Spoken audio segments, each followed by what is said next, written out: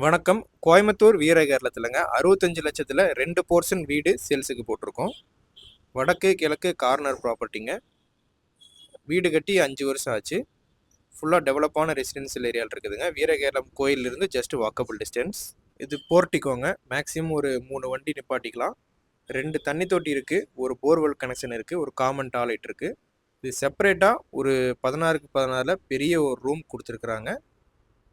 அப்புறம் இது வடக்கு பார்த்த மாதிரி ஒரு ரூம் ஒரு கிச்சன் வச்ச ஒரு போர்ஷனுங்க. ஒர்க்கிங் ஏரியாவில் மார்பிள்ஸ் போட்டு கொடுத்துருக்குறாங்க. வென்டிலேஷனுக்கு ஜென்னை ப்ரொவைட் பண்ணியிருக்காங்க. செல்ஃப் வச்சுருக்காங்க. வெளியவே படிக்கட்டு வச்சுருக்குறாங்க.